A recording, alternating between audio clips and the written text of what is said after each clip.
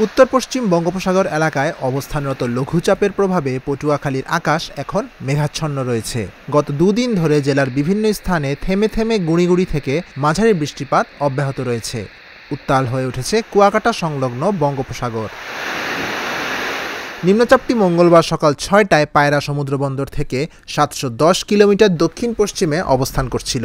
এটি বুধবার সকাল নাগাদ দক্ষিণ ওড়িশা, উত্তর অন্ধ্রপ্রদেশ উপকূল অতিক্রম করতে পারে। নিম্নচাপের প্রভাবে উপকূলীয় এলাকা দিয়ে যে কোনো সময় ঝড়ো হাওয়া বয়ে যেতে পারে। পটুয়াখালী জেলা আবহাওয়া অফিস পটুয়াখালীর পায়রা সহ দেশের সব সমুদ্রবন্দরকে ৩ নম্বর স্থানীয় সতর্ক সংকেত দেখানো হয়েছে। এছাড়াও সকল মাছ ধরার ট্রলারকে উপকূলের কাছাকাছি থেকে সাবধানে চলাচল করতে বলা হয়েছে।